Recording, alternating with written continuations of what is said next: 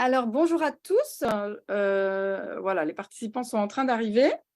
Donc, bienvenue pour ce webinaire CAFConf, s'appelle aussi, sur les troubles de la personnalité borderline. Donc, l'association Promesse a invité ce soir, la joie d'inviter Bernard Lemercier, qui est président de l'association Connexion Familiale. Il va se présenter plus en détail et pouvoir nous donner beaucoup d'informations sur ce trouble et sur les programmes de soutien qui sont faits pour les proches notamment, et sur tous les petits trucs à adopter avec les proches.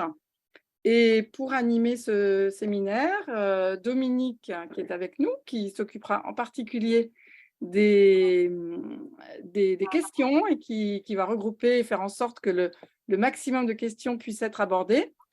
Et moi-même, Bénédicte, qui vais suivre un petit peu le fil rouge du webinaire. Donc, je pense qu'on va rentrer directement dans le vif du sujet. Donc, Bernard, on vous donne la parole. Et voilà, vous avez le temps que vous voulez pour nous présenter ce que vous faites et ce programme de connexion familiale et l'association. Merci beaucoup. Bonsoir à tous. Je m'appelle Bernard Lemercier. Avant d'être président de cette association, je suis le père d'une jeune femme qui a été diagnostiquée borderline à 27 ans alors qu'elle a commencé à avoir des problèmes à 13 ans. Elle est donc passée, nous avec, par un certain nombre de stades extrêmement difficiles que vivent beaucoup de proches confrontés à ce trouble, à d'autres aussi, bien entendu. Voilà, tentative de suicide, scarification, drogue, rupture scolaire, etc.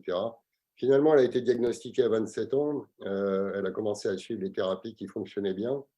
Et aujourd'hui, je suis extrêmement heureux de dire que grâce à ces thérapies qui fonctionnaient bien et une bonne alliance avec les psychiatres et les psychologues qui la suivent, elle a 34 ans, elle est en couple et elle attend un enfant. Et elle a réussi à reprendre des études et à faire un master. Je dis tout ça pour tous les parents qui sont passablement désespérés.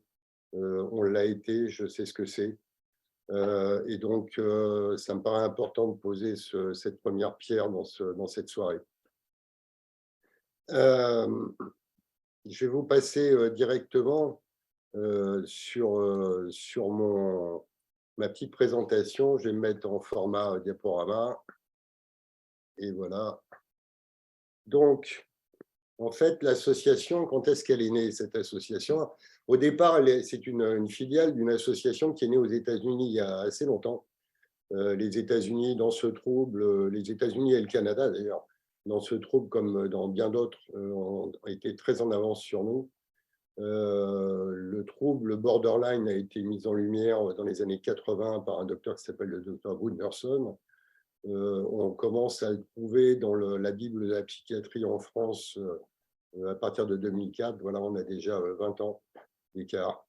Et en 2001, voyant les dégâts, il faut dire les choses comme elles sont, qui étaient créés auprès des proches par ce trouble un peu spécifique, il y a eu la création d'une association par deux docteurs en psychologie, Hoffman et Frusetti, qui donc s'est lancé pour faire connaître ce trouble un peu mieux par le grand public et puis essayer d'aider les proches.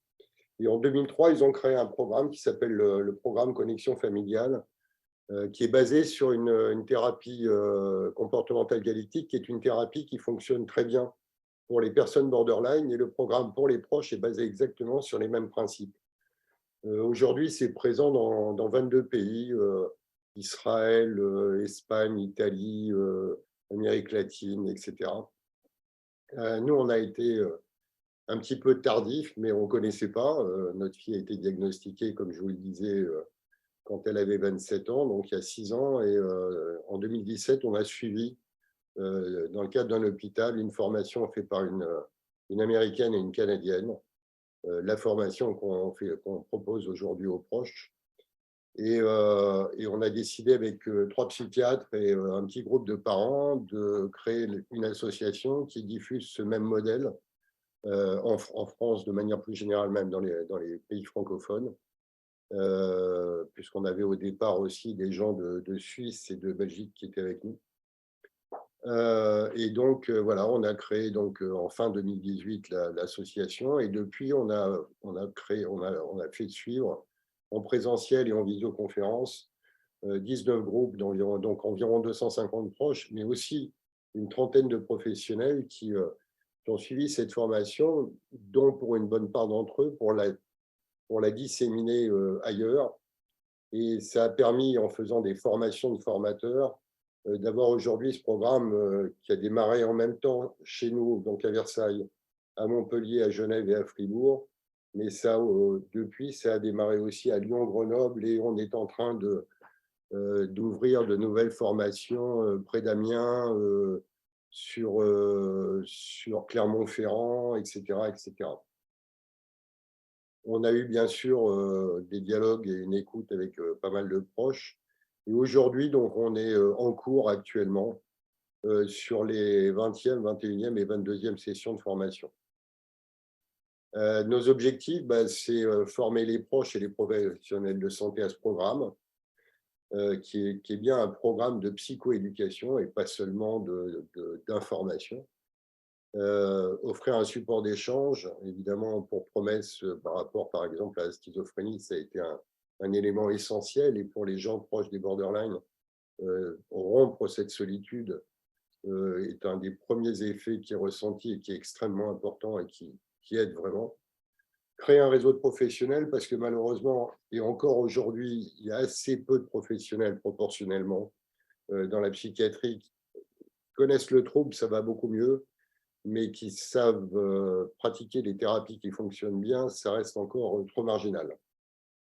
Et ensuite, évidemment, sensibiliser les pouvoirs publics à cette problématique. On verra pourquoi sensibiliser les pouvoirs publics, parce qu'on est quand même face à un véritable problème de santé publique. Quand vous verrez la fréquence de ce trouble dans la population générale, c'est même hallucinant que ça a été découvert, entre guillemets, aussi tardivement en France. Alors, pour en venir au trouble lui-même, c'est un trouble qui est très, très particulier, parce que il est quand même très, très, très fortement axé sur l'aspect interpersonnel. Quand un borderline a des crises, de manière générale, si on remonte la séquence d'émotions et d'événements qui ont amené à cette crise, on trouve à 99% des cas un problème de relations interpersonnelles. Certains spécialistes souhaiteraient même l'appeler un problème, plutôt que de l'appeler trouble de la personnalité limite, qui est la traduction de borderline, et qui, soit dit en passant, véhicule dans la presse, dans les médias, une image assez négative, comme ça a pu l'être pour la schizophrénie à une époque. Ça véhicule un truc qui n'est pas génial, et beaucoup de spécialistes souhaiteraient l'appeler un trouble de la régulation des émotions interpersonnelles. Il y a cette perturbation très, très clairement, parce que les borderline ont cette particularité, deux éléments essentiels. Le premier, ce qui est omniprésent, c'est une peur terrible de l'abandon. Et particulièrement vis-à-vis des personnes qu'ils aiment plus que tout, ce qui fait que ça fait des crises essentiellement avec les proches aimés, alors que dans l'environnement lambda, ils vont avoir une attitude tout à fait normale, standard, agréable souvent. C'est des gens souvent très, très sociaux vis-à-vis des personnes qui, entre guillemets, leur sont un peu égales.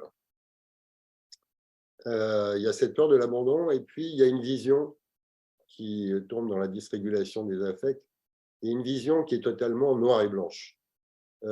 Pour eux, quelque chose ne peut être que parfait ou horrible. Les demi-teintes, ils ne connaissent pas. Un petit copain ou une petite amie doit être absolument parfaite, et ce sera généralement le cas au début de la relation. Mais quelques semaines, mois, jours ou parfois heures après, ce sera le pire des monstres. Et l'entre-deux n'existe pas. Il en va de même vis-à-vis des parents.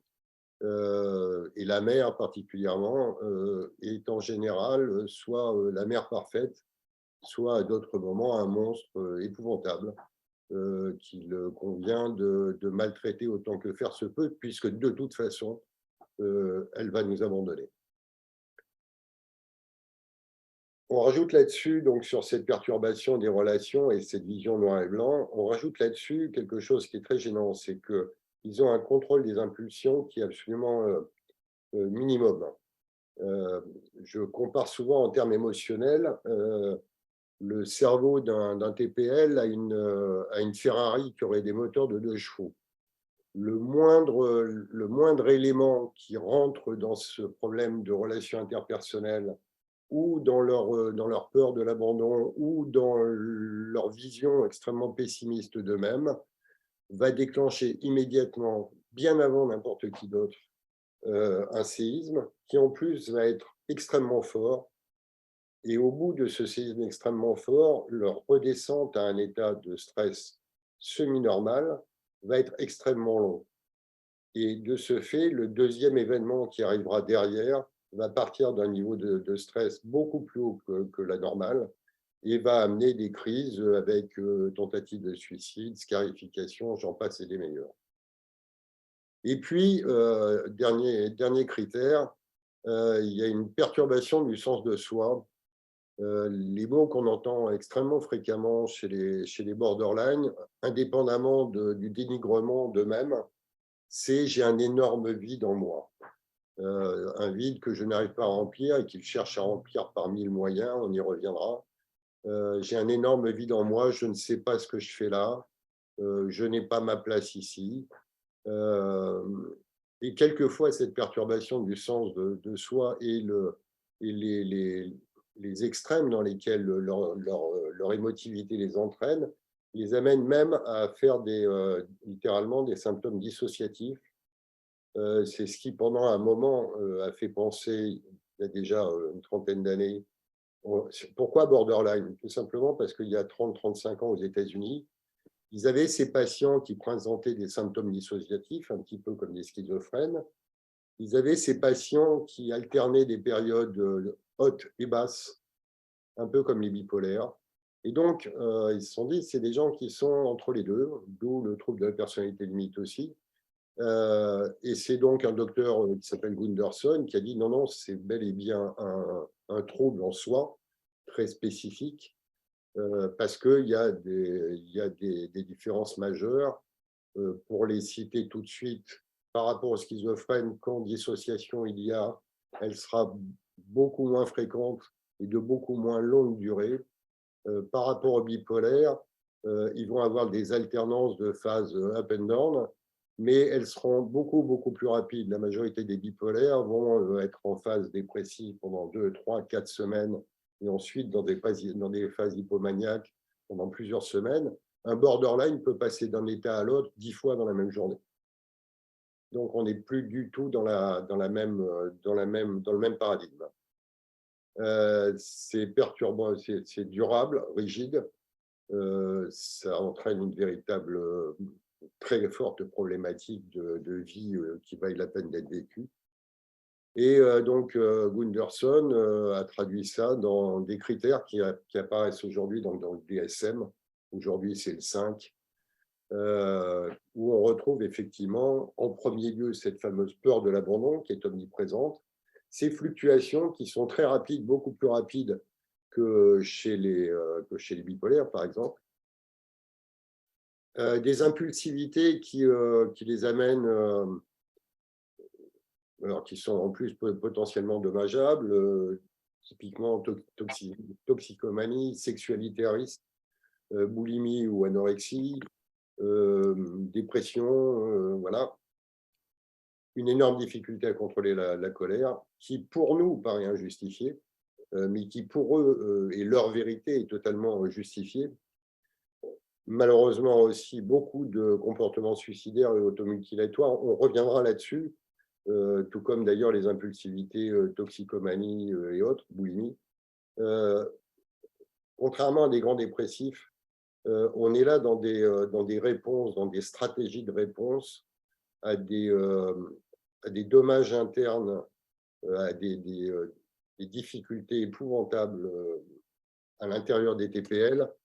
Et par exemple, le comportement suicidaire, et ça ne le rend en rien moins dangereux, le comportement suicidaire est rarement lié à une volonté d'en finir avec la vie, mais bien à une volonté d'arrêter le bouillonnement intérieur qui est le leur.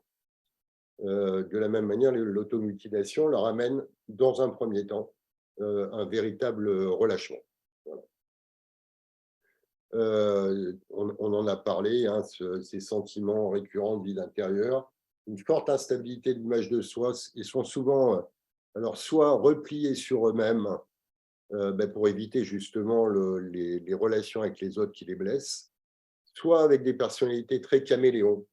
Ils ont une telle envie d'être acceptés malgré ce qu'ils considèrent eux-mêmes comme une personnalité non intéressante, dans le meilleur des cas, qu'ils vont calquer les tics, les goûts des groupes dans lesquels ils cherchent à s'insérer, avec malheureusement, compte tenu de l'autodépréciation, une forte tendance à s'insérer dans des groupes qui eux-mêmes ne sont pas toujours très fréquentables, parce qu'ils se disent, ceux-là, ils sont, entre guillemets, tellement nuls que peut-être qu'ils vont m'accepter.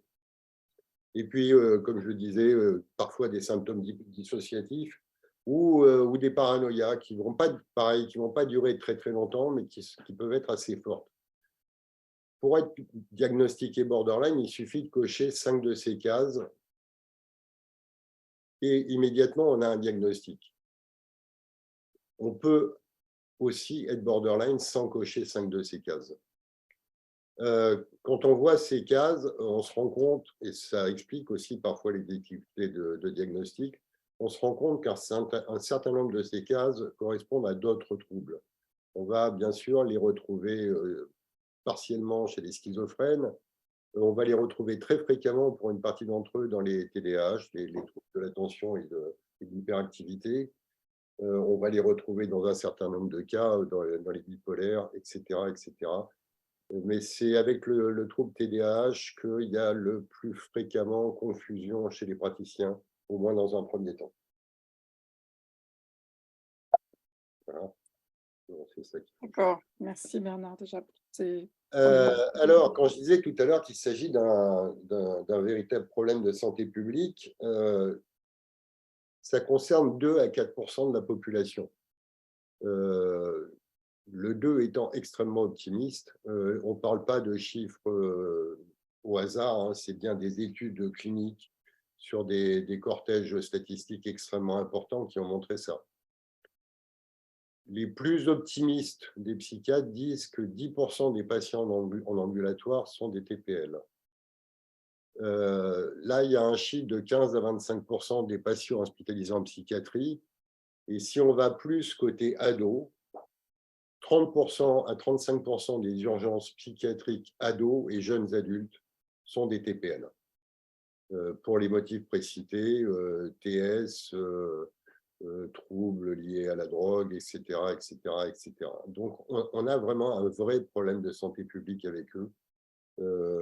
Et ça rend d'autant plus surprenant le fait que ça soit encore parfois très mal diagnostiqué, bien que ça s'améliore beaucoup.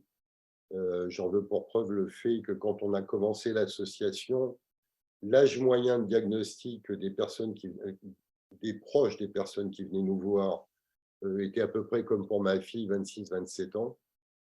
Aujourd'hui, l'âge moyen des proches diagnostiqués qui viennent nous voir en formation, c'est plutôt 20 ans. Donc, on a fait de gros progrès, c'est diagnostiqué beaucoup plus tôt et c'est mieux diagnostiqué, mais il y a quand même de grands trous dans la raquette, notamment sur un certain nombre d'unités psychiatriques en région. On se rend compte, nous, que par exemple dans le Grand Ouest, la prise en compte de ce trouble, et dans le Nord, la prise en compte de ce trouble reste très, très inférieure à ce qu'elle devrait être. Et puis, l'autre aspect, c'est que si le trouble est bien reconnu, les thérapeutes, et on viendra aux thérapies ensuite, les thérapeutes qui sont équipés pour le traiter, manque cruellement sur le territoire français. Par ailleurs, c'est un trouble sévère. Il y a un taux de suicide qui avoisine, quand on dit suicide, ce n'est pas de tentative de suicide. Il y a un taux de suicide qui avoisine 10%. C'est 50 fois le taux de la population générale. Et donc, comme je le disais, même s'il ne s'agit pas de souhaiter en finir avec la vie pour les personnes qui en sont atteintes, malheureusement, un certain nombre ne se doutent pas. Pour plus de 70%, il y a des comportements autodommageables que je citais tout à l'heure, drogue, abus d'alcool, scarification, etc. Et même 80%, c'est pas beaucoup. 80% ont un impact direct sur leur niveau de fonctionnement avec toutes sortes de problématiques. Certains n'arrivent pas du tout ni à gérer une vie adulte de couple et sociale et de travail. Certains arrivent avec énormément d'efforts à travailler. Je parle des gens qui ne sont pas suivis, hein, arrivent à travailler mais n'arrivent absolument pas à avoir une vie sociale normale. Certains s'enferment complètement pour éviter les problèmes que génère chez eux cette hypersensibilité émotionnelle. Ça a un impact terrible. Alors, d'où ça vient? Aujourd'hui, ce qui est écrit là a été validé par des études faites par des spécialistes sur des cohortes assez importantes. Alors, on ne parle pas de génétique, on parle bien d'héritabilité. Il n'y a pas de gènes identifiés du tout, ni même de groupe de gènes identifiés pour ce trouble, mais il n'en reste pas moins qu'il y a une certaine forme d'héritabilité, puisque, comme dans d'autres troubles, par exemple, des parents borderline ont 3 à 4 fois plus de chances d'avoir des enfants borderline. Il y a tout cet aspect auquel on va venir ensuite, neurobiologique, de fonctionnement de certaines zones du cerveau. Mais quand on dit héritabilité estimée à 40 à 70%, beaucoup de proches se disent « bon, alors c'est moi qui lui ai transmis ». C'est beaucoup plus faible que dans d'autres pathologies. Les bipolaires, par exemple, c'est une héritabilité estimée à plus de 80%. Donc, il y a l'aspect héritabilité, et puis il y a l'aspect de ce qu'ils ont vécu. Il y a pas mal de traumatismes d'enfance. Et là, je veux souligner pour les proches qui seraient éventuellement avec nous, traumatisme d'enfance ne veut pas systématiquement dire parents horribles. Le problème, c'est qu'on est face à des enfants qui ne réagissent pas normalement à la manière dont les parents que nous sommes, avec l'amour que nous avons, ont été habitués à agir avec leurs enfants. C'est des enfants qui ont besoin de beaucoup plus d'affection, qui ont besoin de beaucoup plus de réassurance, qui ont besoin de beaucoup plus de travail sur le lien d'attachement. Et donc, en faisant la même chose que ce qu'on fait avec nos autres enfants, quelquefois, on est pour eux dans la négligence affective. Ça ne fait pas de nous des bourreaux. Il se trouve qu'on ne savait pas, on faisait de notre mieux. Et voilà. Il y a par contre, et là, c'est un petit peu la poule et l'œuf, il y a beaucoup au moment du déclenchement, ça se déclenche très fréquemment à l'adolescence, très, très fréquemment. Ça ne veut pas dire que le trouble n'était pas présent avant, mais en tout cas, dans les études actuelles, on ne sait pas véritablement. Le plus grand spécialiste mondial dit « vous me donnez 1000 bébés, je suis incapable de vous dire qui deviendra un TPL ou pas ». Parce qu'il y a un aspect environnemental, et puis il y a un aspect développement du cerveau qui vont jouer au fur et à mesure. Les abus sexuels sont pour partie le déclencheur du trouble, sont pour partie dus à ces comportements désordonnés, notamment chez les jeunes femmes qui se mettent souvent dans des situations dangereuses sur le plan sexuel. Et donc, on retrouve énormément d'abus sexuels qui viennent amplifier le problème. Pour certains, ils ont été le point de départ. Pour d'autres, ils sont le résultat de réactions inadéquate par rapport aux troubles.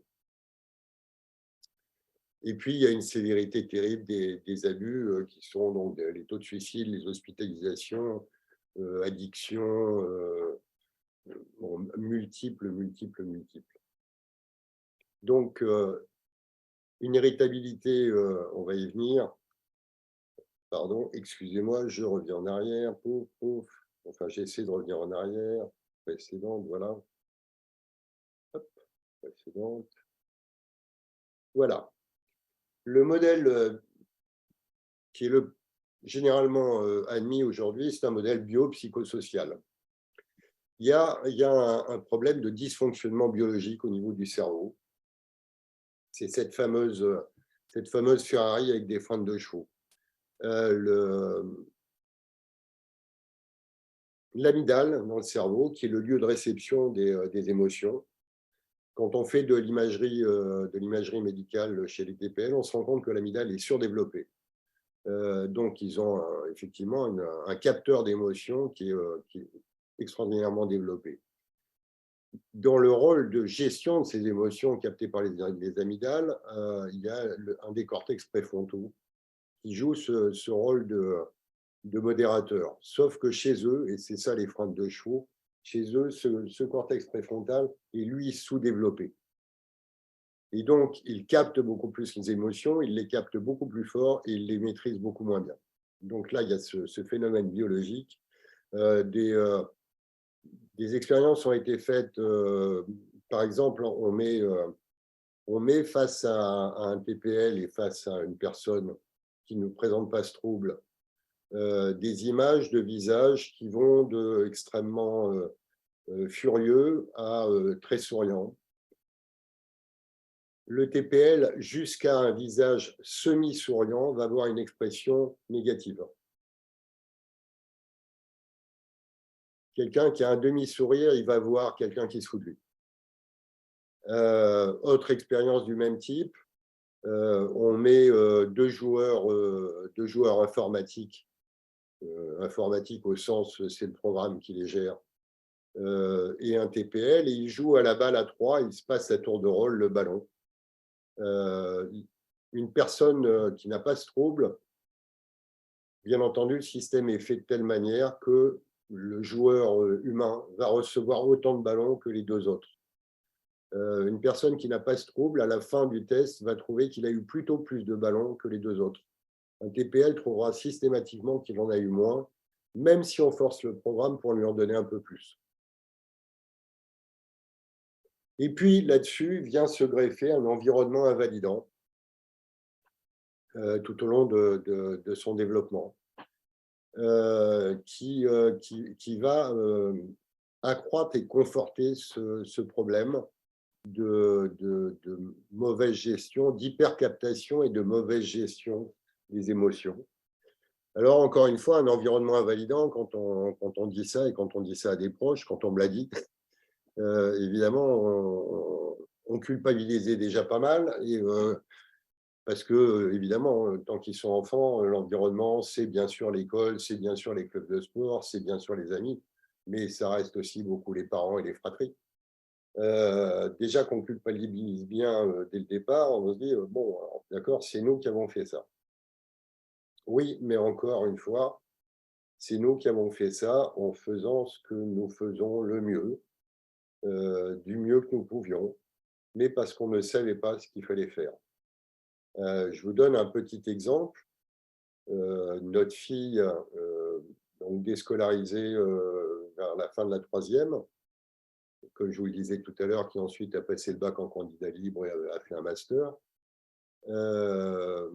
sort après une thèse de l'hôpital et nous dit ça y est, c'est clair dans ma tête, tout va bien, je vais reprendre les études, enfin je vais reprendre le lycée, je vais me remettre au sport, j'aime bien ça, etc. Et nous, en bons parents aidants, aimants, on dit c'est génial, on savait que tu allais t'en sortir, vas-y fonce, tu vas voir, intelligente comme tu es, tout va très bien se passer. Oui, et c'était bien. Sauf qu'en faisant ça, on lui met une pression absolument terrible parce qu'en réalité, ce qu'elle a dit, c'est ce qu'elle croyait qu'on voulait entendre. Et que la bonne réponse aurait été, écoute, on est ravis pour que tu te sentes comme ça. Et nous, ce qui nous intéresse, c'est ta santé, c'est que tu te sentes bien, c'est que tu sois heureuse. Et donc, prenons les choses petit à petit. On va essayer de trouver des cours à reprendre peu à peu. Le sport, je pense que ça va te faire du bien, mais essayons un petit peu. Et là, on lui aurait enlevé la pression. Le résultat de cette phrase pleine d'amour que nous avions prononcée, c'est qu'elle a fait une TS 3 jours après. Vous voyez que ce qu'on appelle environnement invalidant pour ces enfants n'est pas fatalement ce qu'on imagine. Mais il se trouve que pour eux, c'est véritablement invalidant. Et tout ça, ça amène des dysrégulations émotionnelles, une dysrégulation comportementale, on en a beaucoup, et puis une perturbation totale, alors totale des relations avec l'ensemble des gens, encore une fois, qui leur sont proches. C'est un grand problème pour les parents ou pour les conjoints ou pour les petits copains ou les petites copines qui ne comprennent absolument pas pourquoi, alors que tout se passe bien, un mot tout à coup déclenche une crise suivie dans le meilleur des cas, d'un départ fracassant, mais beaucoup plus souvent d'un déluge d'insultes et de comportements à risque. C'est tout simplement parce qu'ils ou elles tiennent à nous, beaucoup, trop peut-être, et que au détour de la conversation, on a dit quelque chose qu'il ne fallait pas. Je vous redonne un exemple. Une maman bien formée, pleine d'attention, dit à sa fille, avec qui les relations avaient bien repris, notamment suite à notre formation et à son travail à elle, dit à sa fille qui était depuis 2 semaines chez elle sans rien faire et qui s'en plaignait, lui dit c'est peut-être dû à ton immobilisme. Le mot immobilisme a été de trop. Il a été capté comme négatif, ce qu'il est un petit peu. Cette jeune femme n'a plus parlé à sa mère pendant 4 semaines, alors que les relations étaient devenues excellentes. Voilà comment ça se passe. Alors, l'environnement invalidant, c'est quand on rejette la communication des expériences personnelles. Beaucoup de proches pensent que leur enfant ment. Le problème, c'est que ce qu'eux prennent pour des mensonges et qui parfois ne sont pas la vérité, c'est la vérité de leurs enfants.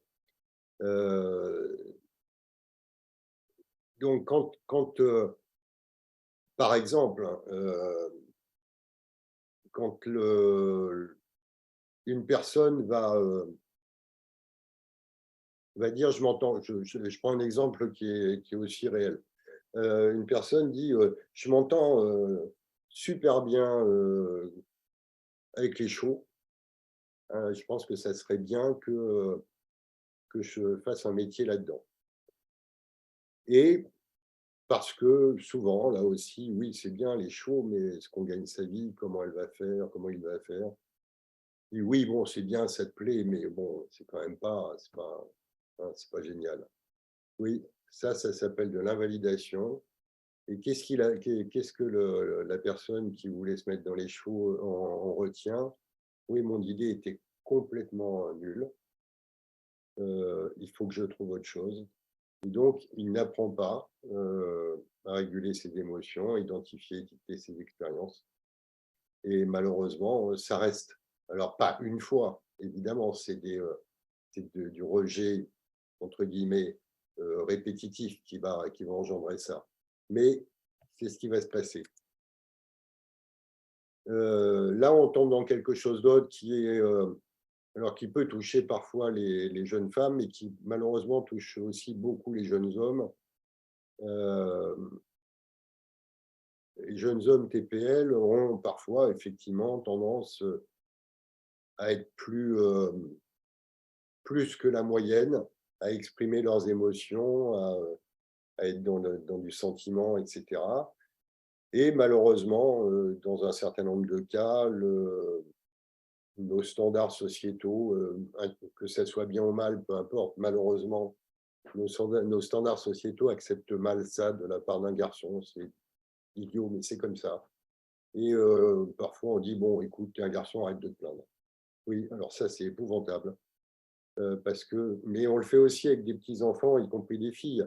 Un gosse qui tombe et qui se met à pleurer, si on voit qu'il est un peu écorché, on va lui dire assez fréquemment et sans penser à mal, écoute, c'est pas grave, on va aller faire autre chose.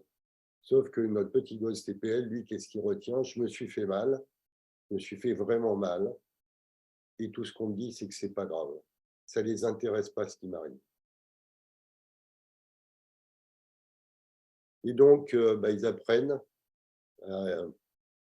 soit ils rentrent dans les sentiments extrêmes, soit au contraire, ils se font des armures, ce qui leur permet d'ailleurs assez fréquemment d'arriver jusqu'à l'adolescence, où cette armure a tendance à se fissurer. Quand on parle avec des TPL adultes, souvent ils reviennent sur le fait que quand ils étaient enfants, ils se forçaient énormément pour être dans la norme, pour faire comme tout le monde, pour être souriant, pour ceci, pour cela. Et à l'adolescence, ça explose, parce qu'à l'adolescence, beaucoup de choses explosent. Ils ne sont plus capables de contenir tout ça, et c'est là que ça part complètement en vrille. Et donc, ils n'apprennent plus à exprimer et communiquer leurs émotions. Soit dit en passant, de manière générale, notre société, c'est particulièrement vrai, me semble-t-il, dans les sociétés d'Europe et d'Europe du Nord, on n'aime pas trop exprimer, on n'aime pas trop que les gens expriment et communiquent leurs émotions. Et donc, il y a là aussi un aspect sociétal. Pareil, sur simplifie les buts à atteindre et la capacité à résoudre les problèmes. Ma fille, on l'a appris assez tôt, était dysphasique. Donc, on l'a envoyé voir un orthophoniste et assez rapidement, elle a lu à peu près normalement. Et pareil, pour l'encourager, on lui a dit, tu vois, avec quelques séances, tout se passe bien, c'est super, c'est génial pour toi. Oui, sauf qu'elle nous a dit des années et des années après, en fait, je luttais comme un chien pour lire normalement. Ça leur apprend à développer des attentes et des objectifs irréalistes, et ils sont très vulnérables à l'échec. Je cite tout le temps ma fille parce que ça me permet d'une part de montrer que je connais relativement bien le problème, mais surtout parce que c'est plus facile de rentrer dans des petits exemples comme ça.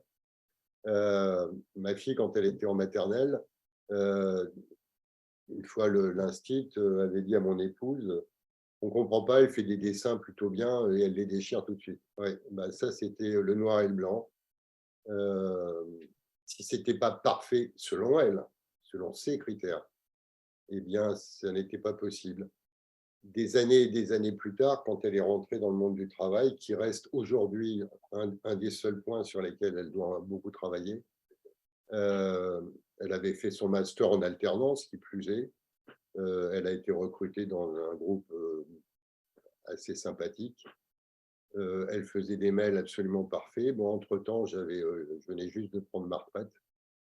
Elle m'envoyait tous ces mails pour que je les corrige alors qu'ils étaient absolument parfaits. Parce que pour elle, ça ne pouvait pas être parfait. Et donc, ils n'apprennent pas à tolérer la détresse, à réguler leur comportement et à résoudre des problèmes. Parce que dans beaucoup de cas, comme on les voit en difficulté, et ça aussi, c'est un des écueils de l'amour qu'on leur porte, quand on les voit en difficulté, on veut résoudre à leur place. Mais en faisant ça trop souvent, on leur dit finalement, vous n'êtes pas capable de le faire, on va le faire nous. Plein de choses à changer. Donc, le trouble, vulnérabilité émotionnelle, environnement invalidant. Et donc, dans les thérapies, notamment la thérapie comportementale dialectique, on va travailler sur des groupes. Alors, j'y reviendrai sur cette thérapie comportementale dialectique, qui est une de celles qui fonctionne le mieux. On va travailler sur des... Alors, il y a bien entendu des entretiens individuels. Le début du programme étant généralement de traiter tout ce qui est dangereux pour la personne, les addictions. Je suis très en retard, j'ai l'impression. Oui, les comportements à risque. Voilà, Ouais. exactement. Et ensuite, on va travailler en groupe sur des groupes d'efficacité interpersonnelle, sur des groupes de régulation des émotions, sur des groupes de prise de conscience et sur des groupes de prise de tolérance à la détresse. Et ces mêmes 4 groupes, on va les retrouver dans la formation connexion familiale. Il faut que j'accélère un peu là. Voilà, peut-être qu'on peut passer du coup justement à la présentation du programme pour les proches aidants. Juste un truc pour les proches. Attention, hein, ces scarifications, les abus toxiques, les tentatives de suicide, je dis attention. Quelque part, ça soulage un peu de savoir que, encore une fois, les conséquences sont très différentes des intentions. Leur but, là, c'est véritablement d'essayer de s'apaiser. Mmh. Ils veulent pas mourir, ils veulent pas finir shootés, ils Mmh. veulent pas se découper les bras, mais ça les apaise. Et c'est important de garder ça à l'esprit. Ça ne veut pas dire qu'il faut prendre ça moins au sérieux. Tout à fait. Alors oui, Peut-être. dans la thérapie, ça peut être intéressant. Il faut s'y faire. Au départ, il y a beaucoup d'abandon de thérapie parce qu'il faut qu'ils aient toujours pareil, blanc-noir. Il faut qu'ils aient l'alliance thérapeutique parfaite. Mmh. Donc au départ, il va y avoir pas mal de thérapeutes avant le diagnostic. Il y a souvent des psychotropes qui sont employés sur le plan médicamenteux. Là aussi, ce qu'il faut savoir, c'est que ces psychotropes servent à gérer les symptômes, pas le trouble, sauf quand il y a des comorbidités et des multiples hospitalisations. Mais il en faut parce que pour gérer l'angoisse, la dépression, les problèmes les problèmes d'humeur, on a besoin de ça. Et c'est effectivement un trouble extrêmement difficile à prendre en charge. Et les thérapies classiques, généralement, ne fonctionnent pas très, très bien. Euh, je laisserai ça de côté parce qu'en plus, c'est relativement classique. Enfin, classique. C'est la thérapie comportementale dialectique qui, pour la petite histoire, a été créée par par une TPL qui a été mal soignée, qui s'est auto-soignée avec un certain nombre de moyens. Qui a fait des études de médecine et qui a mis au point cette thérapie qui fonctionne le mieux, c'est le docteur Marshall Linehan. Ce qu'on trouve le plus couramment en France, c'est la thérapie basée sur la mentalisation. Et maintenant, on essaie avec notamment le professeur Speranza qui travaille avec nous, qui fait partie de l'association, on essaie de développer les TCD. Alors, le programme Connexion familiale. Ouais. Donc, c'est pour qui? C'est pour les proches. C'est pas du tout pour les personnes diagnostiquées. C'est animé par des parents qui ont été formés pour ça, comme moi. Et parfois, pas souvent, mais parfois par des professionnels de santé qui ont fait la même formation que nous. On l'a fait simultanément. L'idée, c'est évidemment de casser l'isolement, de regagner un regard positif sur soi-même parce que au départ, beaucoup arrivent en se disant je suis absolument nul, qu'est-ce que j'ai fait et quand pour que mes gosses soient comme ça. Rétablir un lien avec les proches parce que souvent il a été extrêmement fragilisé par ces crises et puis diminuer les sentiments de tristesse, de colère, de fardeau, d'impuissance. L'impuissance étant un sentiment majeur chez les personnes qui ont ce problème chez eux. C'est 6 modules de 11 à 12 séances hebdomadaires de 2 heures. C'est généralement en semaine, le soir. Ça se fait pour nous en présentiel à Versailles, mais ça se fait ailleurs en présentiel aussi. Et ou en visioconférence. On fait généralement une formation en présentiel et 2 en visioconférence simultanément pour en faire 8 à 9 par an. Ce qui est beaucoup plus que les autres endroits hospitaliers où il y en a 1, 2, voire 3 maximum. Puis ça peut permettre, excusez-moi Bernard, ça peut permettre justement à des personnes qui n'ont pas de séances, enfin de programmes sur place, de pouvoir participer en étant plus loin Absolument. et d'en bénéficier. Donc ça, c'est vraiment quelque chose de très intéressant. Absolument. On a eu des gens du Liban.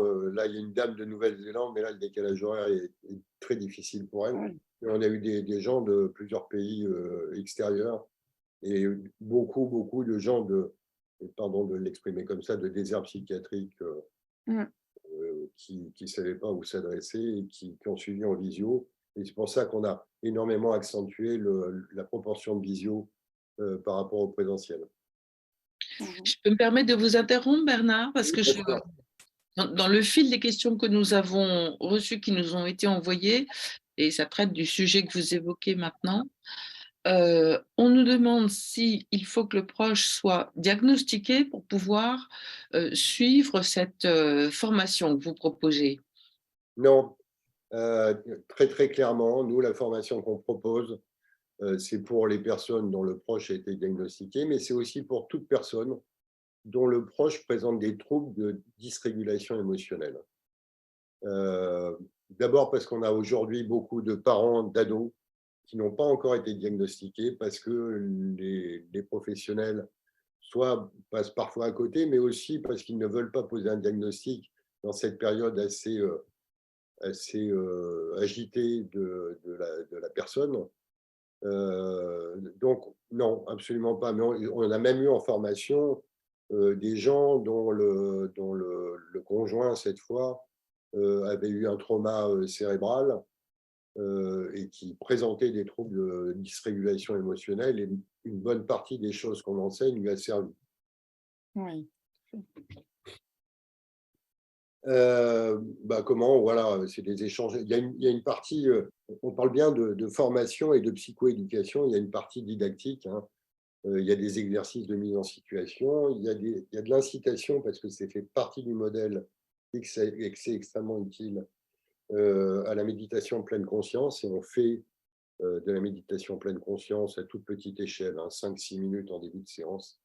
Mais pour les TPL aussi, ils en font, hein, parce que c'est extrêmement utile.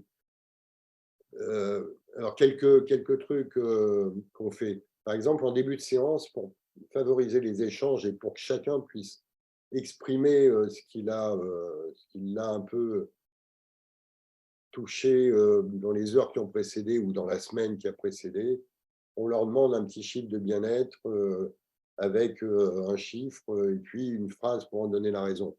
C'est très amusant, c'est très caractéristique. Au début des formations, tout le monde va exprimer d'abord des chiffres relativement bas et qui seront entièrement axés sur ce qui s'est passé avec leur TPL. En fin de formation, et c'est le but, c'est de les recentrer aussi sur eux-mêmes, en fin de formation, les chiffres vont en général grimper et seront plus centrés sur eux-mêmes que ce qui est passé avec le TPL. Donc, l'initiation à la pleine conscience, hein, on n'a pas d'action chez Petit Bambou ou ailleurs, mais moi je m'y suis mis et honnêtement, ça aide beaucoup. À défaut de pleine conscience, d'ailleurs, on propose aux gens aussi, s'ils n'ont pas le temps de faire une petite méditation, de faire un peu de cohérence cardiaque pendant 5 minutes, et ça aide bien aussi. Alors, pourquoi former les familles? Parce que c'est nécessaire, tout simplement. On constate, après la formation, une vraie réduction. Je vais vous montrer les résultats. Ça, c'est des résultats d'études avant-après, hein, en termes de douleur-peine. Et ça se poursuit ensuite dans les mois qui suivent, hein, puisque le suivi a été fait dans cette étude 6 mois après la fin de la formation. On voit que la douleur et la peine baissent très, très significativement. Les sensations de fardeau aussi. Ce qui baisse le moins, c'est la sensation de détresse, parce que même si on parle d'acceptation radicale et qu'on incite les gens à faire d'accepter que leurs proches souffrent de cette maladie, ce qui ne veut pas dire qu'il en souffrira toute sa vie, parce qu'il faut accepter pour pouvoir changer, c'est toujours évidemment traumatisant, et particulièrement pour les parents. Donc la dépression baisse un peu moins. Elle est généralement d'ailleurs plus forte pour les femmes au début de la formation, et elle baisse plus significativement chez les femmes que chez les hommes, où elle est moins forte, où elle baisse moins. Par contre, ce qui augmente alors vraiment beaucoup, ce qui baisse énormément, c'est la sensation de fardeau, et ce qui augmente vraiment, c'est la capacité à gérer la relation avec l'autre. Je vais revenir en arrière. Voilà, j'y suis revenu. Il y a quelque chose qui est important, qui a été constaté par des études, hein. d'abord l'amélioration du lien avec leurs proches, alors qu'on ne travaille pas spécifiquement là-dessus. Et en parallèle, une diminution des hospitalisations chez les personnes borderline après que les proches aient suivi cette formation. À nouveau, un exemple qui m'est personnel, on a suivi cette formation avec mon épouse, avant même qu'on devienne formateur. 3, 4, 5 semaines après, évidemment, la formation ne suffit pas, il faut travailler sur soi, il faut pratiquer, mais peut-être 3, 4 semaines après, je pense qu'elle attendait de voir si c'était un effet du hasard ou si c'était vrai. Notre fille nous a dit, et à l'époque, avec sa mère notamment, les relations n'étaient pas faciles, voire très dures. Notre fille nous a dit « Ah, j'ai l'impression que vous comprenez un peu ce que je vis ». Je vous garantis que ça fait bizarre, ça faisait quand même 14 ans qu'elle nous disait qu'on ne comprenait pas, ce qui était parfaitement vrai. Je vous garantis que ça fait du bien d'entendre ça. Alors, quel est l'avantage? L'avantage, il est évident de faire animer par des proches. D'abord, on a des échanges immédiats et il n'y a pas de jugement. Et oui. La deuxième chose qui me paraît très importante, c'est la crédibilité. Moi, quand j'ai suivi cette formation, et donc cette franco-américaine et cette canadienne qui sont venues la faire en France, si ces deux dames n'avaient pas été elles-mêmes des parents, des parents d'ailleurs, des mères de TPL, j'aurais dit, vous êtes gentils là, mais venez donc le faire chez moi. Comme c'était des parents de TPL et qu'elles l'avaient appliqué, qu'elles avaient l'air de dire que ça marchait, je me suis dit, bon, il n'y a pas de raison que je ne sois pas capable d'essayer au moins. Donc, ça donne quand même une certaine crédibilité. Et puis, la culpabilité est très forte et le fait que ça soit fait par des personnes qui ont vécu la même chose et qui disent il faut arrêter de vous battre la coupe. Si vous êtes là, c'est que vous aimez vos gosses, vous avez fait de votre mieux. C'était peut-être pas ce qu'il fallait, mais de votre mieux. Alors, autorisez-vous un petit peu à vous valider tout seul. Soyez un peu sympa avec vous. Ça permet d'abaisser beaucoup le sentiment de culpabilité. Ça, c'est très important. Alors, ce qui est sympa, c'est quand on peut avoir des psys qui font partie de notre association ou qui ont suivi nos formations et qui acceptent de former avec nous, parce que c'est très intéressant pour eux, parce que pour la première fois, ils voient des parents sans filtre. D'habitude, les psys, des parents ou des proches, d'habitude, les psys, quand ils voient les parents ou les proches, quand ils acceptent de voir les proches, voient des gens qui savent très bien qu'ils soignent leur enfant ou leur conjoint, et donc ne vont pas mettre sur la table vraiment tout ce qu'ils ont sur le cœur. Là, tout d'un coup, ils voient des parents sans filtre. Et pour eux, c'est extrêmement intéressant.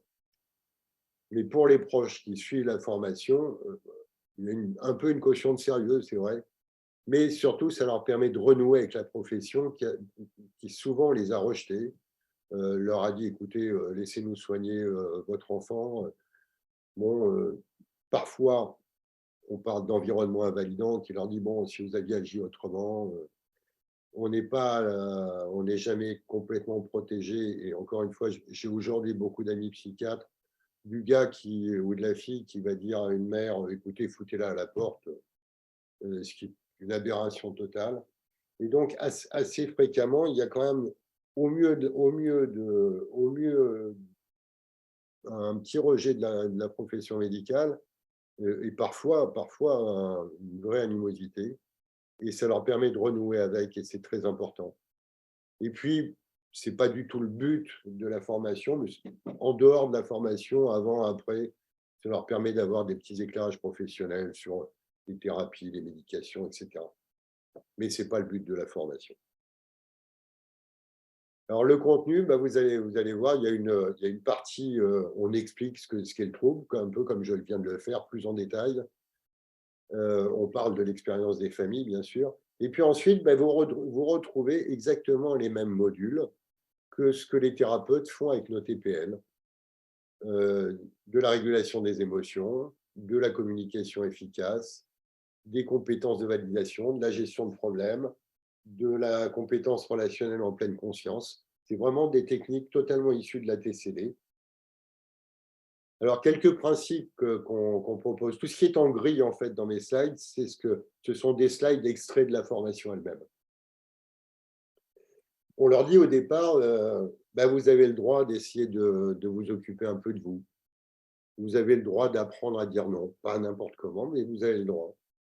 Vous devez accepter, parce que ce n'est pas vous qui allez soigner vos gosses, vous devez accepter que vous ne pouvez pas le faire. Et vous pouvez même accepter que de temps en temps, vous allez être en colère, parce que vous êtes humain. Mais à l'inverse, ou plus exactement en complément, on leur dit, à côté de ça, pour être efficace, essayez d'abord de ne pas voir tout avec le même degré de gravité. Votre fille ne vide pas sa poubelle tous les jours alors qu'elle a fait 3 TS. Essayez de voir ça de manière un peu bénin. Votre fille vous dit que telle personne, tel prof, tel ami lui en veut parce qu'elle l'a croisé sans rien dire. Ne lui dites pas, écoute, tu es complètement idiote. C'est sa vérité, c'est comme ça qu'elle l'a ressenti. Bien sûr qu'il y a des tas d'autres hypothèses, mais c'est sa vérité et ça doit au moins être perçu comme sa vérité. Ça ne veut pas dire qu'on est d'accord, ça ne veut pas dire qu'il faut approuver, mais c'est sa vérité. Et puis, là aussi, chacun fait du mieux à chaque instant. C'est évident pour les parents qu'ils essaient de faire de leur mieux, mais souvent, ça n'est pas évident pour eux que leurs proches essaient de faire de leur mieux. Or, ils essaient vraiment de faire de leur mieux. Et donc, ces deux aspects de la balance, on va essayer de les développer en disant, ben voilà, hein, vous êtes humain, vous ne pouvez pas tout faire, vous n'êtes pas... On a eu des thérapeutes avec des gosses TPL, et ils disaient eux-mêmes, mais évidemment que ce n'est pas moi qui peux soigner mon gosse. Mais en même temps, essayer de voir les choses différemment, et c'est ce qu'on fait, bien sûr. Pardon. Alors, bien sûr, je ne vais pas vouloir... Hop, hop. Est-ce que je suis allé vers l'avant ou vers l'arrière? Ouais, bon, voilà. Hop. On va leur demander en permanence, pour eux. Et encore une fois, on insiste beaucoup sur le fait que cette formation, elle est pour eux, pour arriver à retrouver. On parle beaucoup de masques à oxygène, comme les hôtesses de l'air dans les avions. On leur dit, vous savez, dans l'avion, il y a des dépressurisations. On va vous dire, si les masques tombent, mettez-le vous à vous avant de le mettre à votre enfant. Parce que si pendant que vous essayez de le mettre à votre enfant, vous tombez dans les pommes, vous allez mourir tous les deux. C'est la même chose si vous voulez être efficace. Vous avez besoin de retrouver votre équilibre. Et à ce moment-là, vous allez pouvoir aider. Si vous avez la tête au fond d'un seau, comme beaucoup d'entre nous ont eu, vous n'êtes plus du tout aidant et même vous allez faire les choses totalement à l'inverse. Donc prenez du recul, essayez de vous apaiser, ne vous laissez pas aspirer quand ça part en crise. Essayez d'être attentif, observateur et non plus dans la réaction permanente.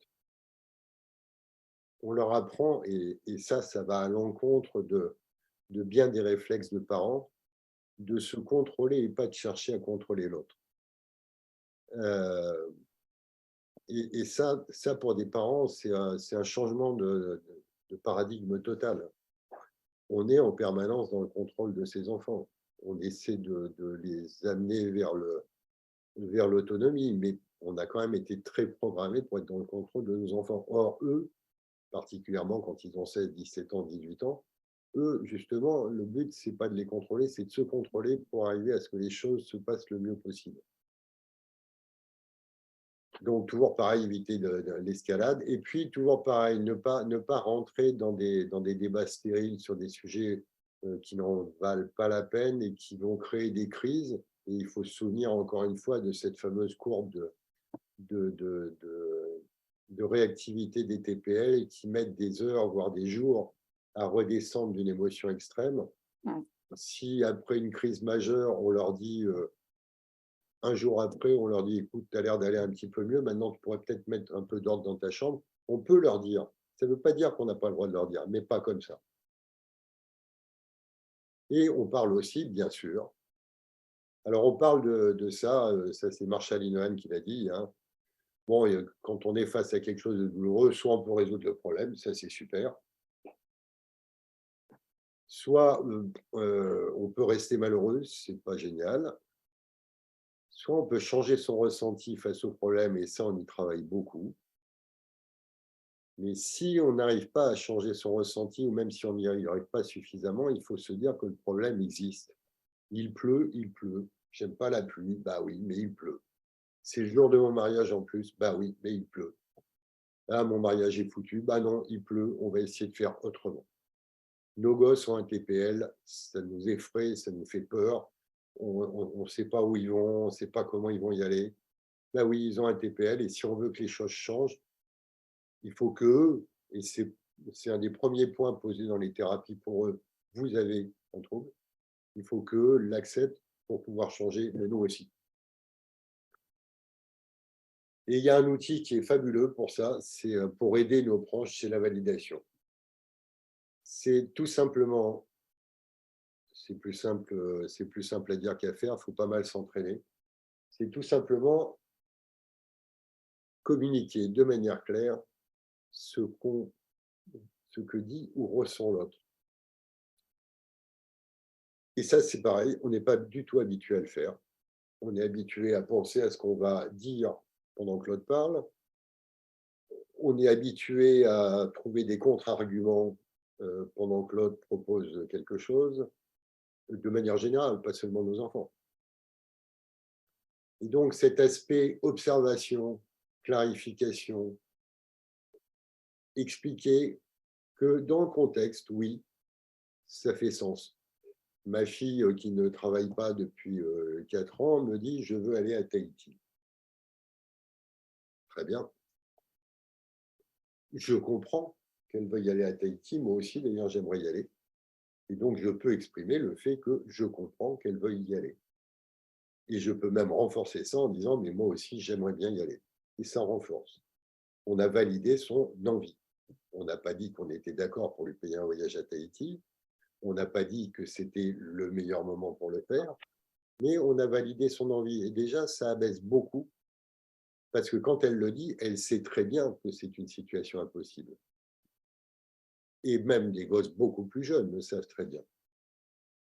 Simplement valider ce qu'ils ressentent, ce qu'ils ont éventuellement envie, ça permet d'ouvrir le dialogue sur qu'est-ce qu'on pourrait faire, peut-être pas pour ça, mais pour faire des choses, envisager un petit voyage, peut-être beaucoup moins loin, mais... Et ça, c'est un outil extraordinaire. Et puis, on a le droit de dire non. Oui, on a le droit de dire non. Évidemment, on essaie, comme on leur dit aussi, on essaie de ne pas apprendre à nager quand il y a des creux de 4 mètres. On commence dans une piscine quand les eaux sont bien calmes. Et donc, il y a des moments de calme sur des petites choses. Mais on peut dire non. Et quand on dit respecter ses limites, encore une fois, on précise bien, ça ne veut pas dire poser des limites. Ça ne veut pas dire si tu fais ça, je te fous dehors. Ça veut dire quand tu fais ça, ça me fait extrêmement de mal, ça heurte mes valeurs, ça me pose problème et j'oublie l'amour que je te porte. Est-ce qu'on peut faire quelque chose pour que tu ne le fasses plus? Ce qui est très, très, très différent. On respecte ses limites, on ne pose pas des limites à l'autre. Mais par contre, il est important de le dire parce que sinon, si on s'auto-marche sur la tête en acceptant jour après jour, mois après mois, des choses qui sont totalement, qui nous révulsent, on va arriver véritablement à détester l'autre. Et ça, c'est une situation qui va devenir épouvantable. Donc, c'est en permanence cette balance qu'on essaie de mettre en pratique dans ces formations. Et pour ça, on essaie de suivre ce système des fameuses priorités interpersonnelles, où l'une va prendre le pas sur l'autre, selon ce qu'on cherche à avoir, obtenir un résultat, protéger le lien ou protéger sa propre estime. Mais il faut toujours garder les 2 autres pieds du tabouret parce que sinon, si on ne veut avoir qu'un résultat, ou si on veut que protéger le lien, ou si on veut protéger que sa propre estime, sans tenir compte des 2 autres, on va très, très fréquemment soit s'auto-invalider nous-mêmes, soit totalement mettre en crise notre proche, soit ne pas du tout fonctionner.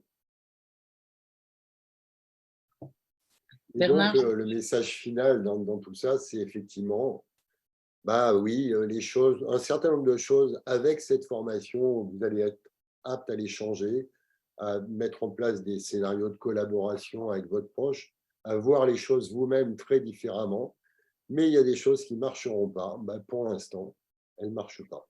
Tant que ce n'est pas des choses vitale. Tant que ce n'est pas des TS, tant que ce n'est pas des mises en danger, tant que ce n'est pas des choses comme ça. Ça, de toute façon, il n'y a pas à les accepter ou ne pas les accepter.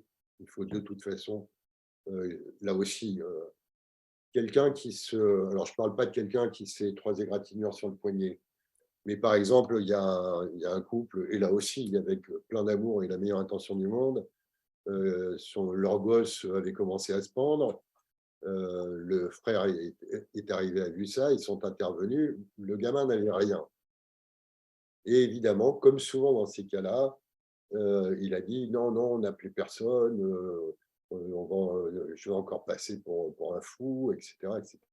Et ils ne l'ont pas fait, pensant que ça ferait du bien aux gosses. Non, parce que quand on fait ça, on dit au gosse, c'est vrai, tu t'es pendu, mais bon, c'est pas très grave. Et donc là, oui, il faut acter. Et on l'a fait malheureusement souvent avec notre fille. Et à partir du moment où on a été capable de le faire de manière… voilà, c'est ta vie qui nous importe. Tu dis que tu ne nous parleras plus jamais, bah tant pis, mais nous on peut pas laisser faire ça comme ça, même si apparemment c'est pas grave. Souvent ensuite, on a entendu que merci d'avoir pris ça au sérieux. Bah, merci beaucoup Bernard. Moi, ce qui me vient à l'esprit, c'est vraiment qu'il y a beaucoup de choses qui se rapprochent du programme Pro-Famille, en fait. Toutes ces questions de communication, de travail sur les limites, enfin, beaucoup de choses. Et je trouve qu'il y a une complémentarité qui est vraiment intéressante. Dominique, il y a peut-être des questions encore auxquelles on n'a pas répondu. Vous avez répondu à énormément de questions. J'ai la liste là sous les yeux. On a dû en recevoir à peu près 150 avant que votre conférence ne commence. Vous avez répondu aux questions qui concernent les causes, l'hérédité, les facteurs déclenchants. Vous avez répondu aux questions qui concernent les symptômes, parce que beaucoup de personnes s'interrogent sur le diagnostic, comment peut-il être posé et quelle est la différence entre les symptômes de schizophrénie et les symptômes de borderline. Vous avez répondu aux questions qui concernent les thérapies que vous proposez au travers de votre programme. Ce qui est récurrent, mais vraiment à toutes les pages, c'est comment établir une relation, et c'est vrai que pour les parents, c'est très, très important, une relation apaisée avec son proche malade. Voilà. Ça, alors là, je dois en avoir une trentaine sous les yeux qui concernent ce point-là. Eh bien, Et je précise aussi souvent, mon proche malade n'est pas conscient des symptômes, qui est quand même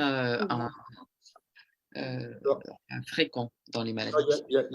D'abord, je vais peut-être répondre à la première affirmation. Notre proche n'est pas conscient des symptômes. Alors d'abord, ça dépend évidemment de l'âge des personnes qui souffrent de ce trouble. Quand on est ado ou très jeune adulte, l'étiquette problèmes mentaux n'a pas facilement tendance à vouloir aller vers ça. Et donc, effectivement, il y a là une barrière. Il y a d'ailleurs une barrière qui est assez différenciée entre les garçons et les filles. Les filles vont plus facilement aller chercher de l'aide que les garçons qui, eux, vont plus facilement tomber dans la violence externe. Et c'est pour ça que parmi les personnes diagnostiquées, 80% sont des filles et seulement 20% des garçons, parce que selon les spécialistes, en fait, les garçons qui manquent, malheureusement, ils sont souvent entre les mains de la justice, parce qu'ils se sont tournés vers de la manifestation externe de leurs troubles, ils ont été classifiés antisociaux, et on les retrouve aux endroits où ils ne devraient pas être, c'est-à-dire entre les mains de la justice, plutôt qu'entre les mains de thérapeutes. Donc les filles vont plus facilement aller chercher de l'aide auprès de leurs proches d'abord, mais ensuite éventuellement auprès de professionnels. encore une fois, vous avez vu, hein, il y a beaucoup de ruptures de thérapie. C'est un processus long. Ceci dit, même quand il y a des ruptures de thérapie, c'est important de savoir que les choses qui ont été faites pendant une période, tant que ça a marché, ne sont jamais perdues. En réalité, ça s'est imprimé quelque part dans l'esprit. En apparence, on est revenu au point de départ. En réalité, non. Moi, je parle très fréquemment avec les personnes d'apprentissage en spirale. Vous savez, la spirale montante, quand c'est devant votre nez, vous vous dites « Ah, on a fait un grand pas en avant », et puis quand c'est derrière, et même si ça continue à monter, on a l'impression d'avoir reculé. En réalité, c'est exactement ça. On n'a pas reculé, simplement, c'est plus loin. Et donc, oui, c'est pas simple parce que, bah, par définition, on peut demander à quelqu'un de prendre un cachet, qu'il soit d'accord ou pas. Bon. Mais une thérapie, ça se fait avec l'accord de l'autre. Sinon, on va avoir quelqu'un qui va rester planté dans un fauteuil à regarder le thérapeute et à sortir en disant « il m'emmerde ». C'est comme ça. Et donc, il faut que ça vienne de l'autre. C'est bien entendu le rôle des thérapeutes de savoir établir l'alliance thérapeutique. Et ça joue beaucoup. Il y a des gens qui ont eu de bien meilleurs soutiens avec des thérapeutes non spécialisés dans ce trouble, mais avec qui il y avait une super alliance.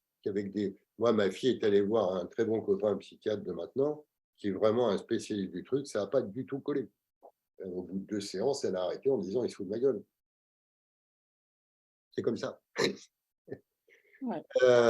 Par contre, alors, la première partie, comment rétablir le lien véritablement en venant suivre nos cours. Ça, alors, de manière plus synthétique, d'abord, il y a un bouquin qui est très très bien, qui s'appelle, et là aussi j'ai aucune action, qui s'appelle « Les borderlines expliqués aux proches », qui est fait par le professeur Ducasse, qui dirige le centre spécialisé pour les TPL de Montpellier, qui permet d'avoir pas mal de clés. Je trouve que c'est un excellent bouquin. Et ensuite, ben, en appliquant assez naturellement, en faisant la validation, par exemple, je vais vous donner un exemple. Moi, je faisais de la validation avant d'avoir suivi ces cours parce que c'était un truc qui m'était relativement naturel. Mon épouse avait plus de mal. Par contre, elle, l'acceptation, elle l'a fait très vite, alors que moi, encore aujourd'hui, j'ai du mal. Donc, il y a des outils qui nous sont plus naturels aux uns qu'aux autres. Mais déjà, commencer, prendre des gens en compte, au moins un truc que j'entends trop souvent et que j'ai pensé, donc je jette la pierre à personne. Les gosses TPL ne manipulent pas leurs proches. Plein de parents croient ça. Si c'est un manipulateur, c'est quelqu'un qui est extrêmement sympa, qui fait toujours ce qu'on attend de lui pour nous faire passer par oui et eux. Si nos gosses et TPL étaient des manipulateurs, c'est vraiment des manipulateurs nuls de chez nuls. Alors vraiment mauvais. Non, ce n'est pas des manipulateurs, c'est des gens qui font le mieux qu'ils peuvent et qui, un peu comme un bébé qui a faim, crie pour faire venir ses parents. Est-ce que c'est de la manipulation? Non, c'est son seul moyen de s'exprimer. Eh bien, nos gosses, quand ils hurlent parfois, ce n'est pas pour nous manipuler, c'est parce que c'est la seule manière qu'ils trouvent pour s'exprimer. Et quand on garde ça en arrière-plan de sa mémoire, quand on essaie de faire tout simplement de rester aussi calme que possible sans regarder notre gosse comme un entomologiste regarde un nid de fourmis, parfois simplement en disant « écoute, je vois que tu ne vas pas bien, si tu veux, je suis là, tu peux me parler, mais si tu ne veux pas, je reste là tranquille. Même si tu n'as pas envie que je sois là, je suis dans la pièce à côté, et si tu as besoin de moi, je serai là. » Déjà, on arrive à abaisser beaucoup de crises, rien qu'avec ça. Rien qu'avec ça. Le simple fait qu'ils se disent « je suis au max de mon angoisse, de mon humeur, je leur crie dessus parce qu'ils ne comprennent rien, ou je suis totalement négatif. » Et non seulement ils ne me disent pas que ce n'est pas bien, mais en plus ils me disent « on est là pour toi et on voit bien que tu n'es pas prête à parler, mais on est là. » Rien que ça les apaise énormément. Est-ce que j'ai répondu à la question? Oui, absolument. Et c'est vrai que ça fait écho à ce qu'on apprend également Bien sûr, bien au sûr. cours de la formation pro-famille. Donc, Bien sûr. oui, oui, absolument. Mm. Bénédicte, je te laisse.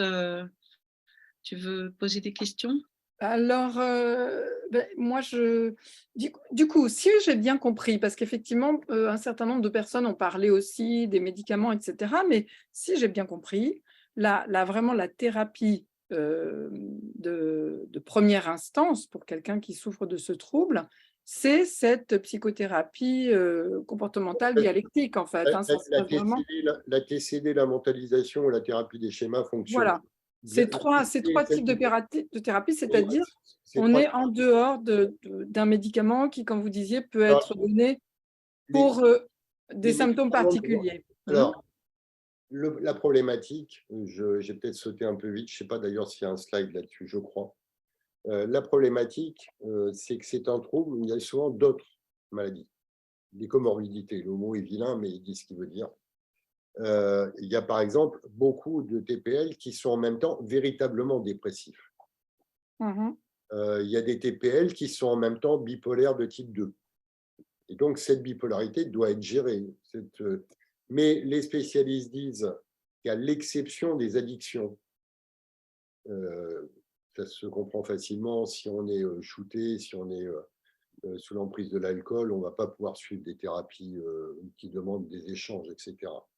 À l'exception des addictions, même quand il y a des comorbidités, il vaut mieux commencer par traiter le TPL Mm. parce que les symptômes du TPL viennent renforcer les comorbidités. Oui. Mais par contre, les médicaments sont utiles pour abaisser le niveau de stress de la personne, anxiété. Enfin, le truc classique chez les TPL, c'est souvent un petit antidépresseur, parfois un thymorégulateur, et puis un anxiolytique à prendre quand on se sent mal. Si besoin. Oui. Hein, c'est très classique, ça, mais voilà, c'est pas ça qui va soigner le trouble. Mm. Ça va abaisser le système, ça va permettre de rentrer dans une thérapie, ça va permettre d'éviter un certain nombre de crises, mais voilà, ça répond à la question. Ça. Je pense que ça clarifie les choses parce qu'il y avait pas mal de personnes qui demandaient vraiment comment ça se traite et peut-être que cet aspect thérapie, il faut vraiment le mettre en phare. Oui, oui, oui. Après, les gens demandent aussi finalement où est-ce qu'on les trouve, ces thérapeutes. Et oui, alors, sur Paris, il y a l'annexe Tarnier de l'hôpital Cochin, qui est géré par le professeur Granger, où on connaît bien le trouble, et qui n'est pas sectorisé. Ça, c'est au niveau de l'hôpital public. Toujours sur Paris, à Issy-les-Moulineaux, mais ça, c'est uniquement pour les adultes. Et il faut y être envoyé par son psychiatre. Il y a des groupes qui sont fondés sur la TCD, donc c'est toujours du public. Hein. Il y a des groupes fondés sur la TCD qui fonctionnent bien. C'est pour les plus de 18 ans, mais qui fonctionnent bien. C'est l'hôpital Corentin-Selton, à Issy-les-Moulineaux. Sinon, il y a des psychologues, bien entendu, et quelques psychiatres qui connaissent la TCD. Une énorme problématique, c'est que avec le fait que maintenant, ça commence quand même à être plus, ils ont la même problématique à une autre échelle que nous. Nous, les gens qui s'inscrivent pour les formations actuellement, on les prendra en formation en septembre. Eh bien, ils sont débordés. Ils sont débordés. Il y a quelques psychologues qui connaissent très, très bien le trouble, qui pratiquent la TCD et qui savent très bien la pratiquer. Et est-ce qu'ils sont du coup un peu répertoriés quelque part? Est-ce qu'ils sont Alors, un peu une association où, enfin, alors comme on peut trouver les psychologues qui font de la TCC ou le... de Voilà. la TCC, il y en a plein. Hein. De la TCD, Ah oui, C'est c'est ça. TCD, oui. Mais là, c'est encore une spécialisation de la TCC, on va dire, donc c'est oui, différent. il y a une part de comportementaliste, mais Mm. il y a une autre part de dialectique qui est totalement différente. Oui, qui est spécifique, vraiment. C'est Voilà. vraiment spécifique. Il y a une association de psychologues. Nous c'est un serpent de mer chez nous. Alors, je dis pour tout le monde ouvertement les choses. C'est un serpent de mer chez nous. C'est évidemment une demande ultra fréquente. Ce qu'on fait, c'est que dès qu'on entend parler d'un psychologue, nos adhérents, d'un psychiatre ou un psychologue qui a de la place, on le dit à nos adhérents qui demandent. Mais avoir une liste de gens, alors il y a quand même un remède qui est en cours. Avoir une liste de gens qui connaissent ces thérapies, pour l'instant, on est incapable de l'avoir. Ouais. Est-ce que c'est une barrière liée à des querelles de chapelle? Est-ce que c'est, et ça existe dans le milieu hospitalier? Est-ce que c'est encore trop fréquent? Et de toute façon, à peine un nom est-il sorti que son carnet de rendez-vous est plein, parce qu'on parle quand même d'une thérapie minimum d'1 heure, voire parfois 2 par semaine, pendant une durée non négligeable entre 18 mois et 3 ans. Donc ça va très vite, évidemment, pour remplir le carnet d'un praticien qui est habitué. Je ne sais pas.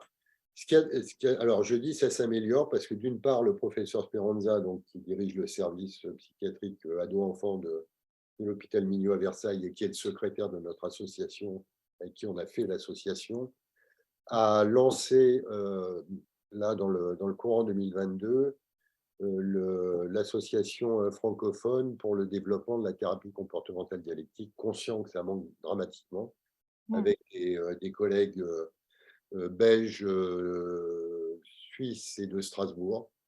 Et donc, leur but, c'est d'essayer de former le plus rapidement possible des gens qui connaissent la TCD. Et par ailleurs, à Paris, il y a une psychologue qui connaît très bien la TCD, qui s'appelle Manon Baudouin, qui a lancé l'association pour le trouble borderline, et qui a apparemment un certain nombre qui a un certain nombre de collègues qui connaissent cette thérapie. Notre fille est suivie par l'une d'entre elles. C'est pas pour leur faire de la pub, hein, c'est tout simplement c'est la vérité. Mais encore une fois, le problème, c'est que dès qu'il y en a un qui sait ce qu'il fait et qui s'établit, avec un tel pourcentage de population et un diagnostic posé de plus en plus tôt, et c'est très bien, ça se remplit à la vitesse grand V. Ouais. Et si vous voulez, je vous enverrai, sauf si vous avez plus les notes, mais je vous les enverrai de toute façon, le nom du bouquin, des hôpitaux, Oui, comme ça, on pourra le mettre sur le site, hein, à l'attention des participants. Monsieur Le Mercier accepte de mettre le diaporama que vous nous avez fait passer. On le mettra sur le site de Promesse. Il y a peut-être une question encore, Dominique, par rapport à une question qui revient Je souvent vois une par rapport question aux de addictions. consultation. Alors, effectivement, plusieurs personnes nous ont demandé comment traiter à la fois cette pathologie et les addictions. C'est-à-dire que manifestement, une personne atteinte avec des addictions n'est pas forcément prise en charge à cause de ces dernières. Et Oui. comment faire? Eh bien, comment faire la problématique, comment faire il faut arriver à casser l'addiction. C'est pour ça que je faisais tout à l'heure la remarque, sauf dans les cas d'addiction. Et pour casser une addiction, là aussi, je ne vous apprends rien, mais il faut que le participant soit volontaire. Parce que tant qu'il n'accepte pas qu'il est addict, il n'est pas sur le chemin de la guérison. Alors que ce soit l'alcool, que ce soit le shit, que ce soit la cocaïne, peu importe. C'est souvent d'ailleurs des multi-addictions. Donc là, c'est la personne elle-même qui, avec l'aide de ses proches, avec éventuellement des addictologues, hein, les XAPA, Oui, les XAPA peut-être. sont bien, les XAPA. Oui. En tout cas, certains sont bien, d'autres sont. Je sais qu'il y a eu une question de manière générale sur la santé mentale en France et la psychiatrie. Il y a des lieux, c'est une catastrophe. Il y a des CMP où il n'y a même plus de psychiatres. C'est le parent pauvre de la santé française et c'est pas prêt de changer, malheureusement. Ouais.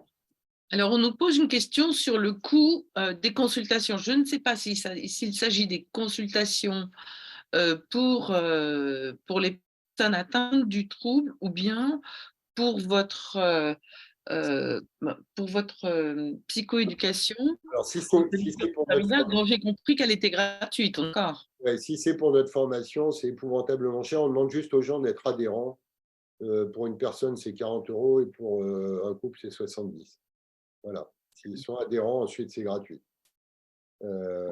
Et si les 40 € ou les 70 € posent un problème, on trouve des solutions. Les consultations de psychologue, ben, ça va de 60 à 130 €. Les consultations de psychiatre dans le privé, de 80 à 150. Voilà. Alors, Mais les psychiatres sont remboursés. Oui, oui, oui, c'est ce que. Ah, sont remboursés dans la limite de la Sécu. Bien sûr. J'ai l'impression qu'on a fait un petit peu le tour oui. Ça, c'est très bien. question. Bénédicte, qu'en penses-tu? Oui, justement, j'ai vu qu'il y avait des personnes qui ont mis quelques liens qu'on pourra rajouter peut-être d'associations, justement. Ça me semble intéressant. Oui, Et sinon, bah oui, je pense Avec qu'effectivement. La Forpelle, peut-être que vous oui, connaissez. oui, bien Oui. sûr, avec Pierre Nantas. Oui, il y a la Forpelle aussi. Alors, Manon Baudouin faisait partie de la Forpelle et on ne fait plus partie. Il y a eu une genre de scission, peu importe pourquoi. Mais bref, il y a aussi ça comme ressource. Et c'est D'accord. pareil, personnellement, je n'ai pas d'atome crochu avec Pierre Nantas, mais par contre, ils connaissent très bien leur boulot. Hmm. Non. Oui, Mais on n'a pas parlé de la violence éventuelle des personnes souffrant de TPL. Bah si, parce qu'elles se. Ah oui, oui, Enfin, oui. Malheureusement, ils ont souvent recours. Malheureusement, ils ont souvent des crises violentes, oui, y compris vis-à-vis de leurs proches. Ça fait partie des limites, évidemment, qu'il faut poser en sachant les poser, parce que sinon, bah, justement, on rentre dans ce phénomène où on commence à s'auto-haïr de laisser faire ça, ou pire encore, on commence à avoir des véritables dégâts physiques. Un gamin de 17 ans avec sa mère, le rapport de force n'est pas fatalement en hmm. faveur de la mère, sans compter qu'ils ont beaucoup de force dans ces périodes de crise. Moi, ma fille fait 55 kilos, j'en fais 80, et en période de crise, quand je voulais la prendre dans mes bras, ça me demandait vraiment des efforts. Hmm. Donc, oui, c'est un phénomène, et toujours pareil, toujours ces mêmes méthodes, Oui. savoir prendre du recul, savoir ne pas rentrer dans la spirale infernale, savoir montrer qu'on est là, mais que tout n'est pas possible, mais pas au moment de la crise. Dire je n'accepte pas les insultes quand on est en pleine insulte, ça ne fait qu'alimenter le Hmm. feu. Ça sert à rien. Ouais. C'est le lendemain ou le surlendemain qu'il faut éventuellement en parler. Mais par contre, il ne faut pas se lancer soi-même et je suis conscient, ô combien, que c'est beaucoup plus facile à dire qu'à faire, mais on y arrive. On y arrive, et peu à peu, les choses se stabilisent et on retrouve des liens. Beaucoup de parents, après avoir suivi notre formation, ont vraiment retrouvé des liens, y compris certains qui n'avaient plus de nouvelles de leur gosse depuis trop longtemps. Je voudrais juste faire une dernière chose pour les proches d'enfants, enfin d'enfants, d'ados ou de jeunes adultes. Vous pourrez éventuellement entendre des gens qui vous diront écoute, c'est plus supportable pour toi, fous-les dehors.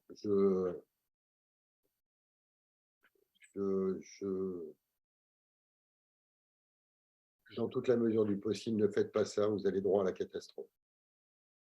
Si c'est des filles, vous les retrouverez dans des milieux extrêmement hostiles et néfastes. Et si des garçons, ça risque d'aller très très mal aussi.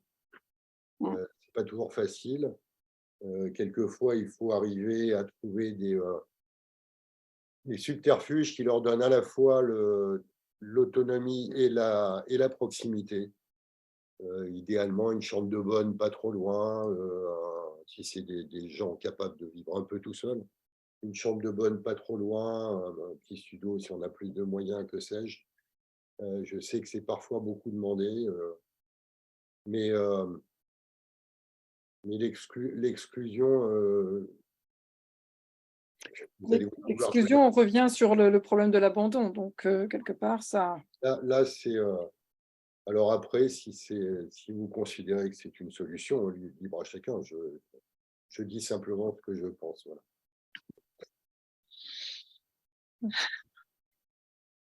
Merci en tout cas pour ce témoignage, je trouve extrêmement émouvant et puis à la fois plein d'espoir et lucide sur les stratégies à mettre en place pour d'une part soutenir nos proches qui souffrent et d'autre part cohabiter aussi harmonieusement que possible. C'est compliqué, c'est bien.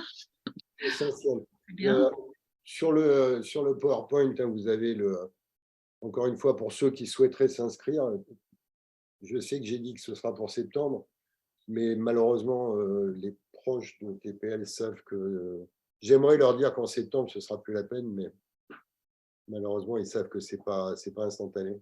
Voilà, vous envoyez simplement, il y a un moyen de s'inscrire, ou vous nous envoyez simplement un mail et il y a Voilà, pour se mettre en liste d'attente.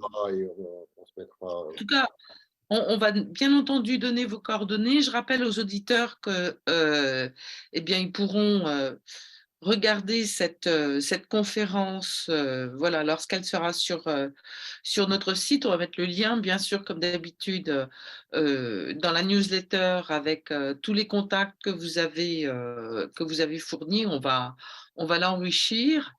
Voilà. Et puis, moi, j'ai envie de souhaiter longue vie à votre association qui est quand même toute jeune Oui.